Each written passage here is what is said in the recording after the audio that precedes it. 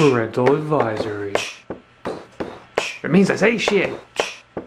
Hello folks, this is James here, Wisemantimes. Last night we had a debate, Bill Nye, Ken Ham, Creationist Museum. For those of you who have been paying attention, they had, the media had people, creationists who were there, write down questions for people who believe in evolution, people with a brain, people who can actually use critical thinking and learn. So I'm going to answer these questions. There's 22 of them, and I'm going to put up the photos so you can see them. And here we go.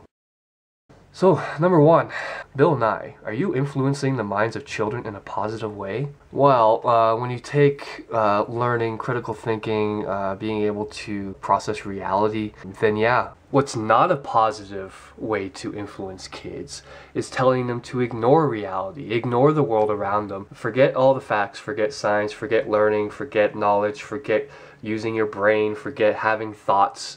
You know, you need to follow the book. That is not a positive way of influencing kids. Second, this chick here looks like she has no soul. Are you scared of a divine creator? No, actually what I'm scared of is religious fundamentalists who don't take reality as their worldview. And when they don't do that, well, you can just start counting the bodies that follow. Is it completely illogical that the earth was created mature? What does that mean? Like, the earth was created with everything already on it, animals, plants, water, everything, i.e. trees created with rings, Adam created as an adult. Yeah, that would be illogical to think.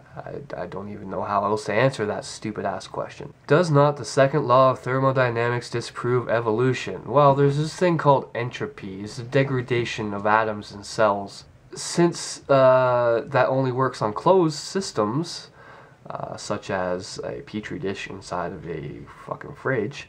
Since the Earth is an open system with cosmic rays and sun rays and all this other stuff coming into our planet, if we had a force field around the planet, then maybe yes, thermodynamics would disprove evolution. But since we don't have a glass case around the planet, yeah, no, it doesn't do that. How do you explain a sunset if there is no God? Are you fucking kidding me? Alright folks, here's a science lesson for you. Well, there's this thing called rotation of the Earth, gravity, general relativity. You know, the planet goes around the sun. And when it goes around the sun happens to go up and down in the sky because you're rotating around it. And when you do that, the sun goes below the land and goes back up above the land. Now, a sunset is when it's going down below the land. Now, if you're talking about the actual visual perspective of a sunset, well, then you got the red shift in light. That's why the light from a sunset always looks like it's orangey red, because the wavelengths are a lot longer. The light has a lot further to travel, has a lot more stuff to go through, because there's a further plane that it needs to travel through, the closer it gets to the horizon, which leads to the colors. So there you go. That pretty much explains a sunset, you fucking idiot. Alright, number 6. If the Big Bang Theory is true and taught as science along with evolution, why do the laws of thermodynamics debunk said theory? What?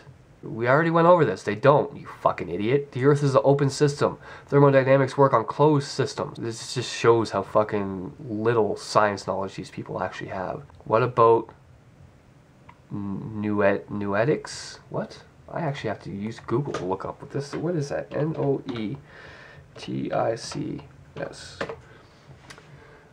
In philosophy, noetics is a branch of metaphysical philosophy concerning with the study of mind and intellect. New topics include the doctrine of agent-patient intellect and the doctrine of the divine. What? No, you're a fucking idiot. Shut up. Where do you derive objective meaning in life?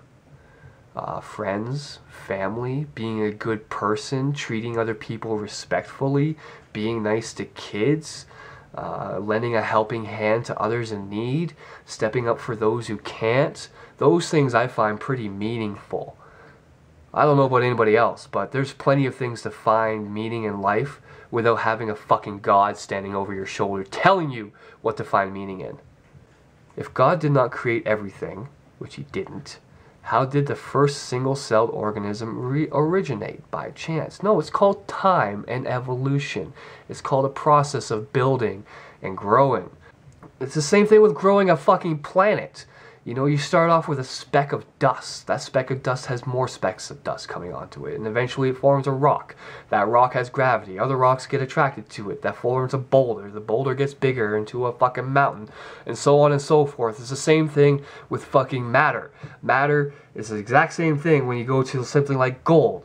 Gold is just a bunch of fucking gold atoms stuck together to form matter. It's the same thing with single-celled organisms. A bunch of fucking cells or whatever, matter or atoms, whatever the fuck it is, got together, and eventually over time and processes that we still don't understand, it formed a single-celled organism which was able to retain information and grow and evolve. But, you know, you would have had to been in 5th grade science class to understand that. I believe in the Big Bang Theory. God said it, and bang it. Wow, chick. You really took some time to think about that one, didn't you? Which bumper sticker did you read that off of? Why do evolutionists, secularist, humanist, non-God believing people reject the idea of there being a creator God, but embrace the concept of intelligent design from aliens or other extraterrestrial sources? Okay, sure, some people believe that aliens came to this planet and seeded life. Other people believe that life was seeded from Mars. The reason we don't believe there is a creator God because there is no evidence for it. If there was any evidence for it, there would be a case for the belief in it. There is no in-between. Well, you have already set yourself apart from the whole discussion altogether because you've already put in a statement that's definite. The only one found has been Lucy, and there are only a few pieces of the hundreds necessary for an official proof. Well, grant you there are millions of years, sometimes hundreds of thousands of years in between skulls, but does that mean you're just going to disprove all the skulls to begin with? No, there's a process of understanding the timeline. You take what evidence you have in front of you and you move backwards from there. If you find another piece of evidence behind that, then you can form a better structured line and have a better understanding of the processes that came to it. Like Lucy. Does metamorphosis help support evolution? Yeah. I don't know. I don't understand how fucking... What? It does metamorphosis. Metamorphosis is changing from one thing to another. Help support it. Yes, you fucking dumbass! If evolution is a theory, like creationism or the Bible, why then is evolution taught as fact? See, I think you're confused with what an actual theory is. I think you're looking at the word theory and thinking of it as a hypothesis. No, evolution has been proven. Proven. There's a thing, you even use the word fact. Do you know what a fact is? It's taught as a fact because it is a fact, because it has been proven as a fact. I don't understand where your fucking confusion is here. If evolution is a theory, it is, sure, it's called the evolutionary theory because it was a theory and we have, these fucking people are so stupid. Because science, by definition, is a theory, again, you're misinterpreting what the word theory actually means. Not testable. What? Science is... Throw a fucking ball up in the air, you dumbass. Not observable. You can't see a ball going up and down. Not repeatable. Are you... Really? Why do you object to creationism or intelligent design being taught in school?